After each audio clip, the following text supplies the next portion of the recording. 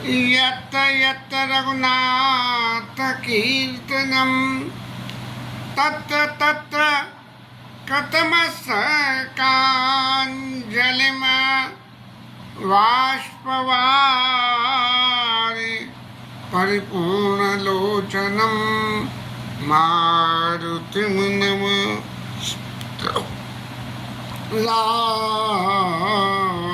लाशकान्तकम्।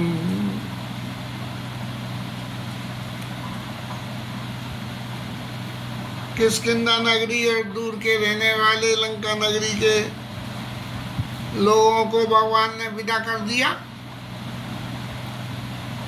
और गोस्वामी जी को लिखना पड़ा कि कुलस ऊंचाई कठोरति कोमल कुसुम ऊंचाई चित्त खगेश राम कर समझ पड़े कही कहूँ।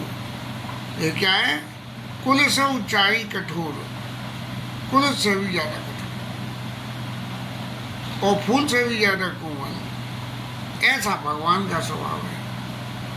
अब सही स्थिति में देखें तो इतना भगवान जो कह रहे हैं इनसे कि तुम्हारे बल में रावण मारे हो, तिलक विभीषण का पुण्य सारे हो, और फिर कह रहे हैं कि अब घर जाओ। तो ये भगवान के लीला का चूंकि हिस्सा है आगे की लीला में। अब इन सब लोगों को लड़ने मरने की जरूरत नहीं है तो फिर सेना की क्या जरूरत पड़ी, इसलिए इन लोगों को वापिस भेज दिया गया। जो लोग सबसे पहले भगवान को मिले, सबसे पहले निषाद राज मिले, तो उनको सबसे आखिर में विदा किया, और बंदर भालुओं को आखिर में मिले, उनको पहले विदा कर दिया, और विभीषण इनको और बाद में मिले, इनको फिर विदा कर दिया। इस तरह से पुनीत कपाल लियो बोली निषादा दीने भूषण बसन प्रसादा। निषाद राज को महाराज ने बुलाया और बुलाने के बाद में उनको आभूषण दिए और वस्त्र दिए और प्रसादा माने प्रसाद रूप में दिए या कुछ और भी स्पेसिफिक चीज दी जिसका जिक्र भगवान गोस्वामी जी ने नहीं किया। लेकिन उन्होंने कहा कि जाओ पवन मम सुमिरन करे और मन क्रम वचन धर्म अनुसरे।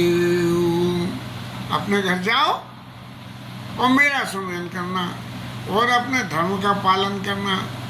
अब जब वहाँ चित्रकूट में आए तब तो ये लोग सब ये कह रहे हैं या हमारे हाथ बड़ा सेवकाई ले न वासन बसन चुराई। तो भगवान यहाँ कह रहे हैं कि अपने धर्म का पालन करना। जीव का धर्म क्या है? जीव की रक्षा करना। जीव का काम जीव की हत्या करना नहीं है। और तुम्हारा जो स्टेटस है मेरे लिए तुम मम सखा भरत समभ्राता सदा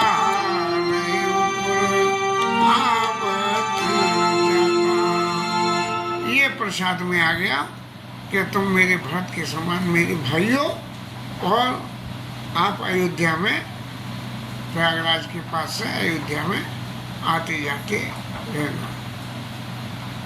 अब निषाद राज को ने जब ये सुना कि भरत संभ्राता, तब तो जो है बड़ा सुख हो गया और भगवान के चरणों में गिर के आंखों में आंसू भर के लाए।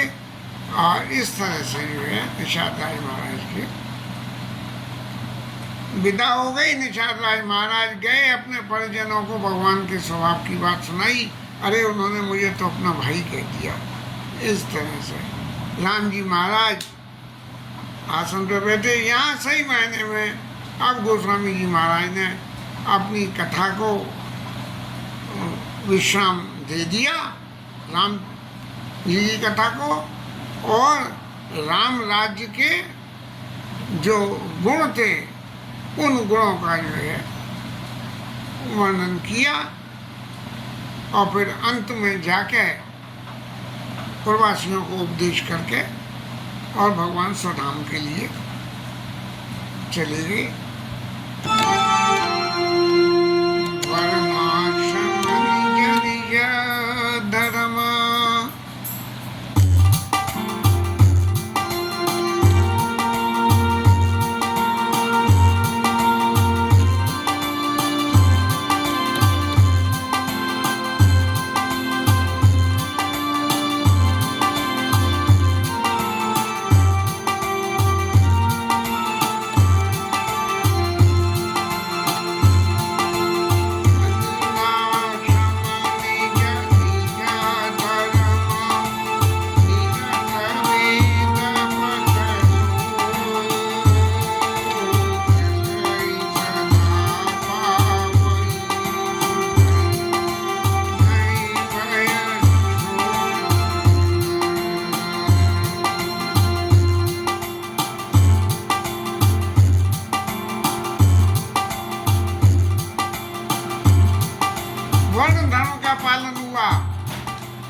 और किसी कोई रोग नहीं और शोक नहीं, कुछ नहीं।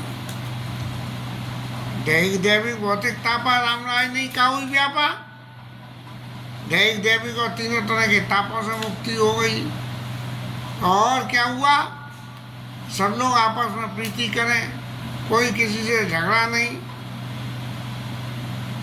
भगवान की सब भक्ति करें।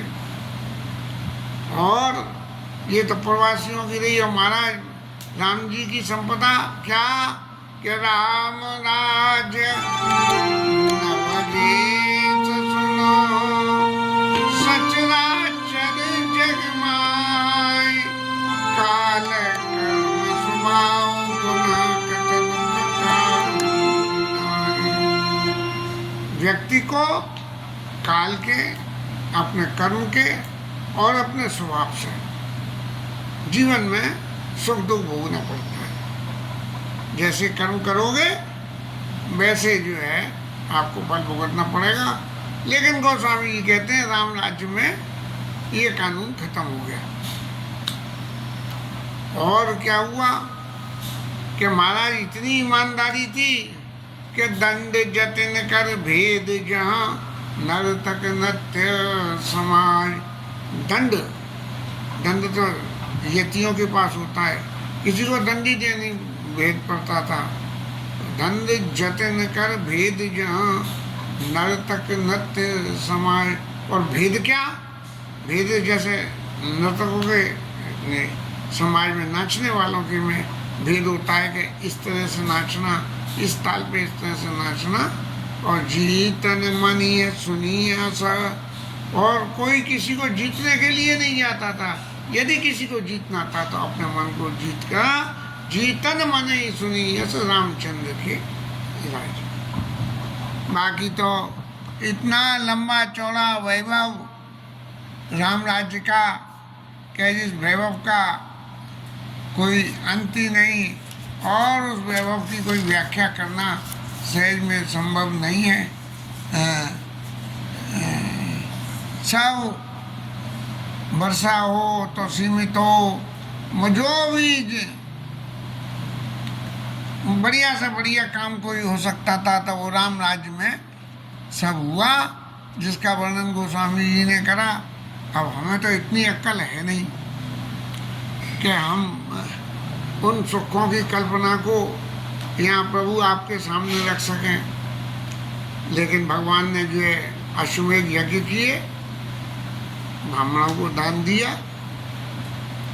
और एक जो सबसे बड़ी बात है कि पति अनुकूल सदा दे सीता, शोभा कान सुशील विनीता। ये पति पत्नी का ऐसा संबंध है कि जहाँ सबसे ज़्यादा ही प्रतिकूलता होती है। पति के तो पत्नी की समझ में ना आवे और पत्नी के तो पति की समझ में ना आवे ये। लेकिन सीता मैया और राम जी के केस में ऐसा नहीं था, राम जी के बिल्कुल अनुकूल रहती थी।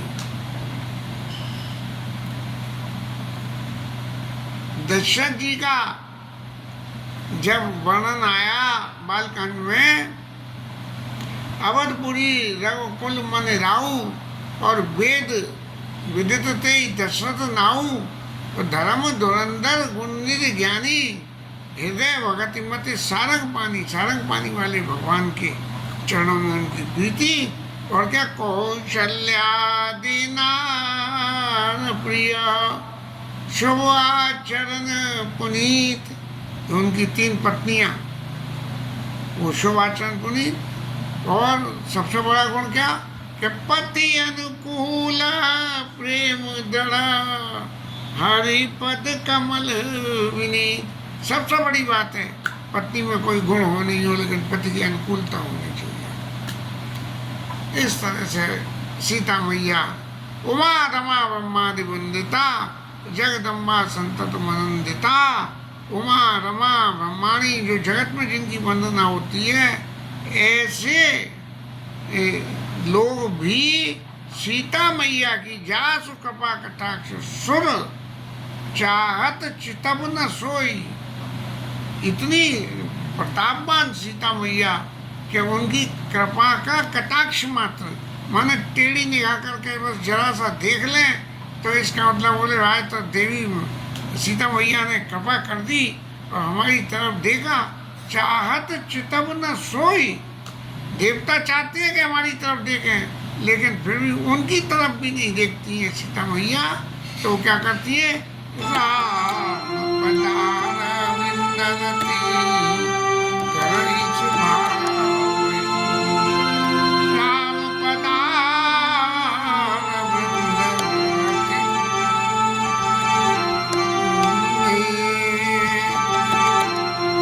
राम पधार विंदती करई सुभावई। जो इतनी पावरफुल, वो अपने स्वभाव के प्रतिकूल भगवान के चरणों में प्रीति करती है। दुनिया उनसे कृपा चाह रही है, लेकिन वो भगवान के चरणों की कृपा मांग रहे। सब भाई लोग सेवा कर रहे हैं और राम जी महाराज क्या करते हैं कि सब लोगों को बढ़िया बढ़िया नीतियाँ सिखाते हैं, एक के बाद एक बढ़िया नीति सुनाते हैं।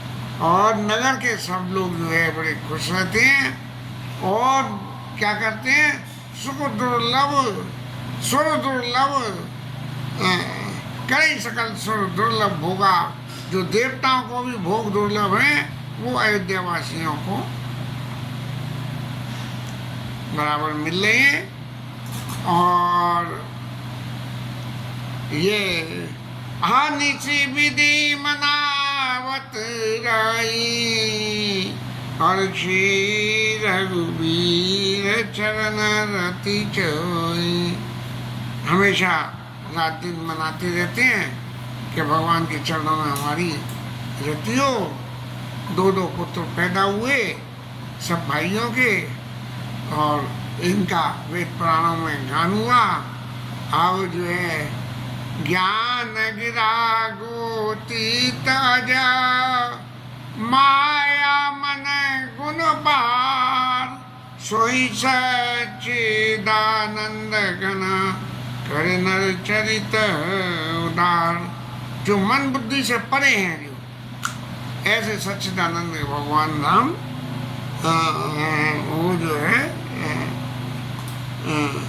नर चरित्र को सोई सच्चिदानंद घन कर नर चरित उदार, बड़ी उदारता से जो है ये कृपा करके और मनुष्यों का चरित्र कर रहे हैं। राम जी महाराज की नित्य क्रिया क्या है कि सुबह सरयू स्नान करते हैं और ब्राह्मणों के साथ सभा में बैठते हैं, वेद पुराण सुनते हैं, वशिष्ठ जी कहते हैं, भाइयों के साथ में भोजन करते हैं। और इस आचरण को देख के सब माताएं बड़ी सुखी होती हैं।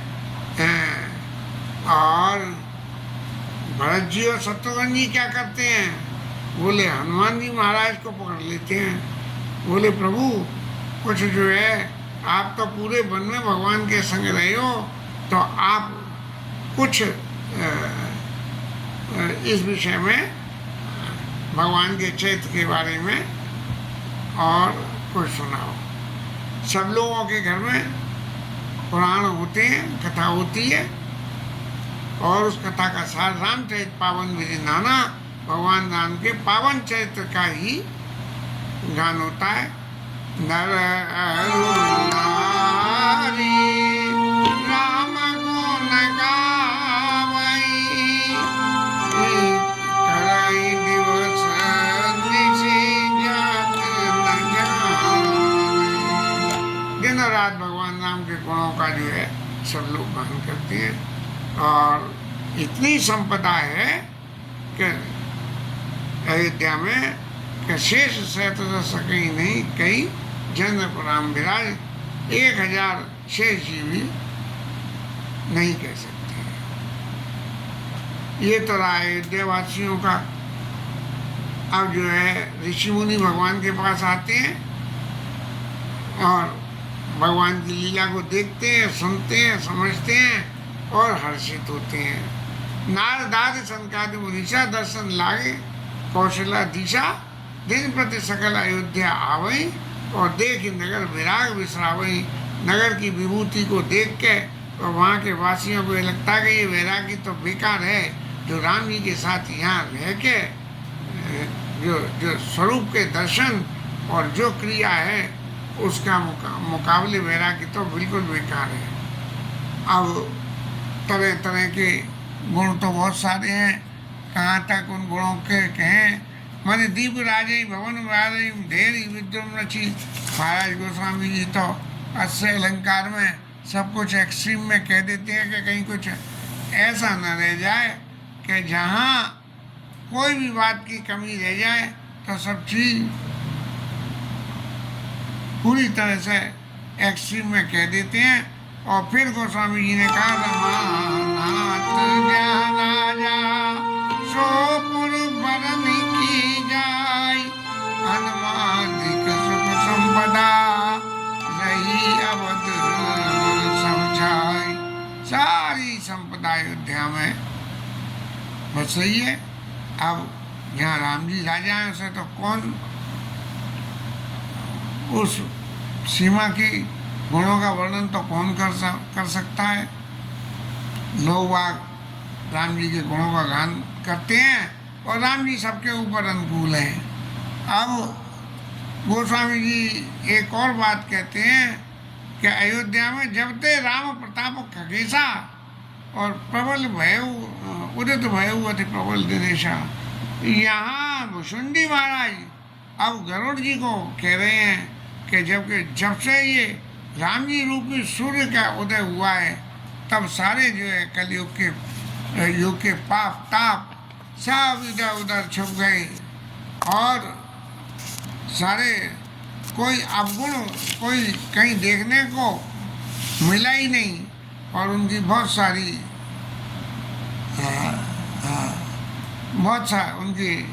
बहुत सारी बातों को गोस्वामी जी ने लिखा है, जिनको कहने में शायद मेरी कैपेबिलिटी नहीं है।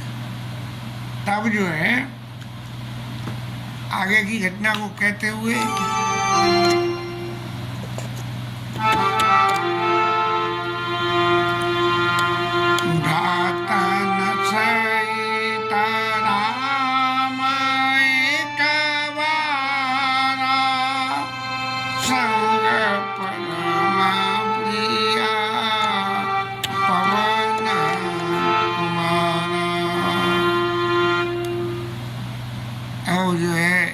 राम जी महाराज हनुमान जी और तो सब विदा हुए, हनुमान जी तो विदा नहीं हुए। तब जो है एक बार राम जी भाइयों के साथ और हनुमान जी महाराज को लेके क्या हुआ कि बाग बगीचों में गए और नव तर कुसुमित पल्लव नए, ऐसे जो है नए नए पत्तों से शोभायमान वन में गए।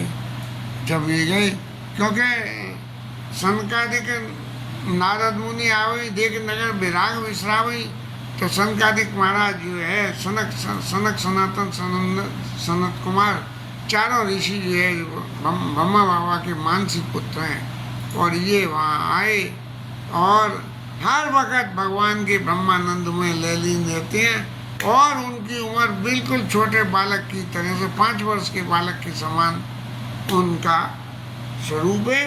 और रूप धरे जने चारों भेदा, जैसे कि चारों वेद रूप धर के ये इनका ऋषियों का वेश धर के आ गए हो, ऐसे स्वरूप में उनके दर्शन होते हैं। और ता रहे सनकादि भवानी यह गट संभव मुनिवर ज्ञानी, जहाँ ये क्या नाम है घरे से पैदा हुए, कौन से मुनि पैदा हुए, कुंभज ऋषि जो है वहाँ से गए और वहाँ जाके राम कथा मुनिवर वो वर्णी ज्ञान ज्योनि पावक को वर्णी, और वहाँ उन्होंने कुंभज ऋषि को राम जी की कथा सुनाई। सनकादिक ऋषियों की सबसे बड़ी खूबी ये 4 हैं, एक कथा कहते हैं, 3 सुनते हैं, फिर उनमें से बदल के व्यासासन पे दूसरे बैठ जाते हैं। वो लगातार कथाई राम कथाई करते रहते हैं। ऐसे सनकादिक ऋषि के संग में जो अलंकार गोस्वामी जी ने लगाए और फिर उन्होंने कहा कि वो उस बगीचे में जहाँ राम जी महाराज गए थे वहाँ सनकादिक ऋषि पधारे, और जब सनकादिक ऋषि पधारे तो भगवान ने उनको दंडवत प्रणाम किया और स्वागत पूछे पीठपट प्रभु बैठन के दिन अपना पीताम्बर बिछा दिया और चारों ऋषियों को बिछा दिया। और तीनों भाइयों ने भी उनको प्रणाम किया और हनुमान जी ने भी करा। और सब लोगों को बड़ा सुख हो रहा कि देखो हमारे भाग्य, क्या हमारे भाग्य से जो है ये लोग यहाँ पधारे हैं और हमें दर्शन दे रहे हैं।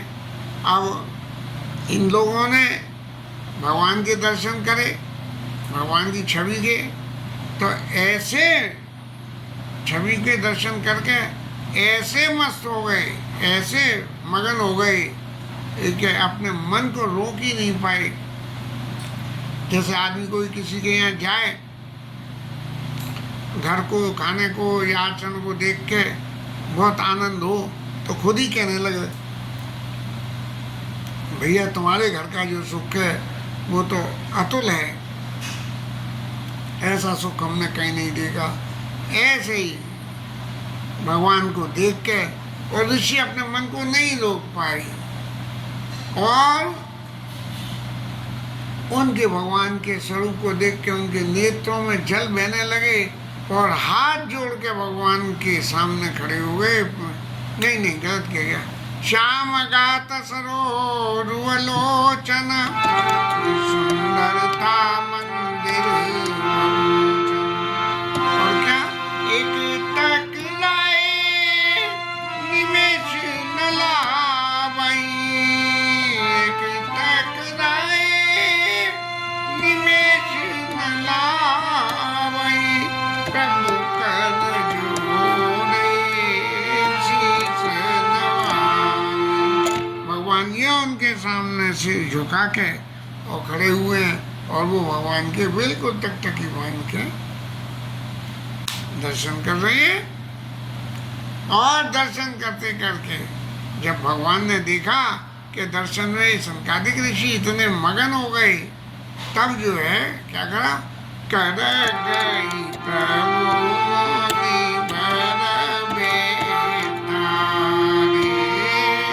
भगत सुखद मृदु वचन, ऐसे बिल्कुल जैसे मूर्ति बन गई।